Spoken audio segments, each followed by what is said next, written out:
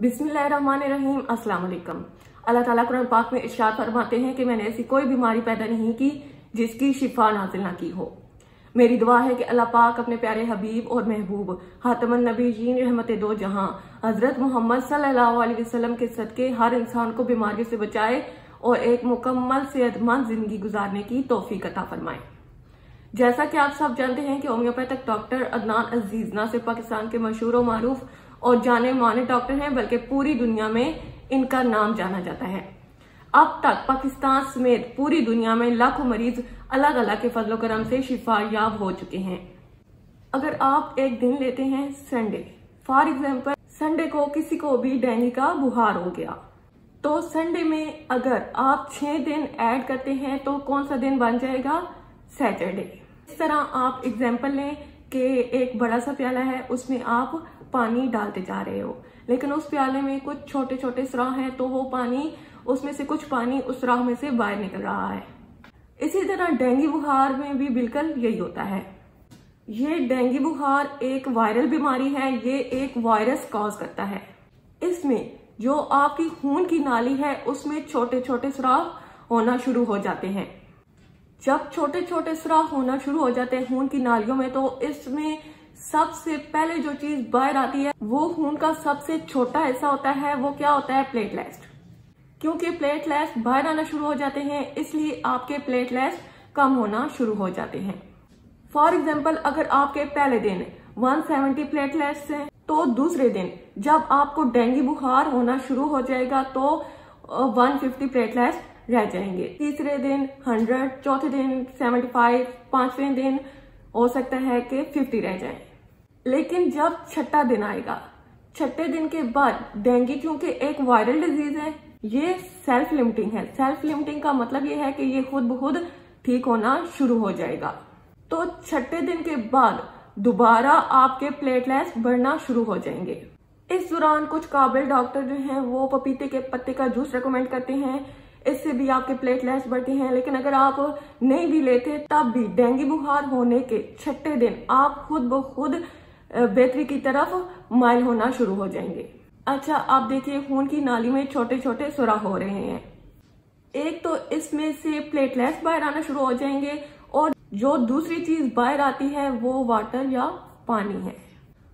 अब आप लोग क्या करते हैं कि अपना सारा फोकस जो है वो प्लेटलेट्स पर रख देते हैं, जबकि असल फोकस जो आपका होना चाहिए वो पानी है, क्योंकि ये सबसे डेंजरस है। देखिए, अगर आपके प्लेटलेट्स खून में कम भी हो जाएं तो आपको इससे इस तरह फर्क नहीं पड़ेगा। अगर आपके जिस्म में खून नहीं निकल रहा तो ये इसकी कमी आपको तंग नहीं करेगी।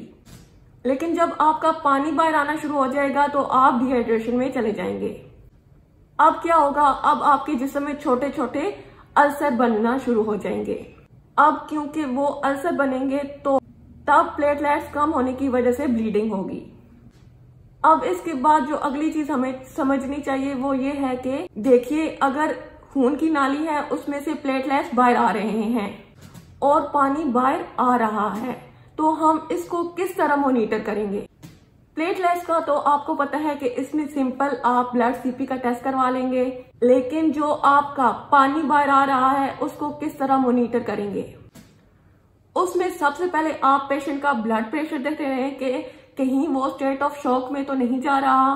फिर आप साइन ऑफ डिहाइड्रेशन देखेंगे। इसका बिगेस्ट साइन जो है वो है यूरिनेशन।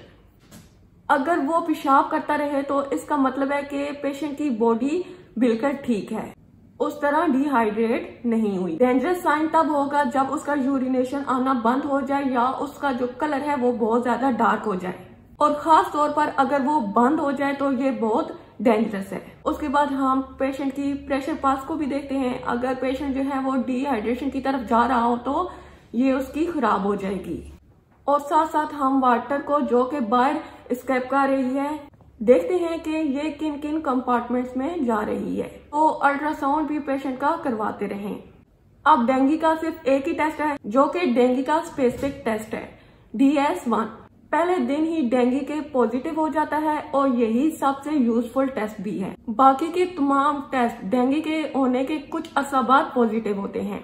देखिए, अब आपने करना क्या है, आपने घबराना इस तरह नहीं है। आपने सिंपली फोकस करना है कि आपने अपने पेशेंट को किस तरह मैक्सिमम डिहाइड्रेट कर सकते हैं और किस तरह डिहाइड्रेट होने से बचा सकते हैं। ये आपका सबसे इम्पोर्टेंट पॉइंट है कि आप उसको डिहाइड्रेट नहीं होने देंगे।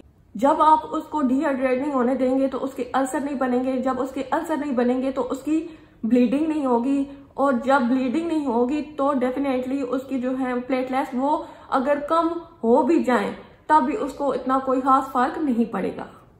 तो ये बिल्कुल बेसिक कॉन्सेप्ट है कि डेंगू क्यों होता है। फिर आप ये भी देखेंगे कि छठे दिन डेंगू बुखार खुद ब खुद बेहतरी की तरफ माइल होना शुरू हो जाए। एलोपैथिक और हिकमत में इसका कोई प्रॉपर इलाज नहीं आ सका, लेकिन होम्योपैथिक में कुछ मेडिसिन ऐसी हैं जो कि डेंगू बुखार में अच्छा रिस्पांस देती हैं। इसके साथ आपने सिर्फ ये करना है कि आपने पेशेंट का वाटर लेवल है, उसका हाइड्रेशन लेवल है, वो आपने मॉनिटर करते रहना है ताकि वो कम्प्लीटली ठीक रहे। अगर आपको वीडियो अच्छी लगी हो तो प्लीज इसको शेयर जरूर करें, क्योंकि आजकल डेंगू बहुत ज्यादा फैला हुआ है, ताकि लोगों को पता हो कि डेंगू क्या होता है। जब लोगों को पता होगा कि डेंगू क्यों होता है तो वो इसको अच्छे तरीके से मैनेज कर सकेंगे। बाकी आपने ये ध्यान में जरूर रखना है कि अगर आपको डेंगू बुखार होता है तो किसी अच्छे होम्योपैथिक डॉक्टर से जरूर ओपिनियन लेना है, ताकि वो जो आपको मैनेजमेंट बताए उसके मुताबिक उसको फॉलो करते रहें। अगर आपको हमारी वीडियो अच्छी लगी है तो प्लीज हमारी YouTube चैनल को सब्सक्राइब करें, ताकि हम मजीद इस तरह की यूजफुल वीडियो आपके लिए बना सकें। शुक्रिया।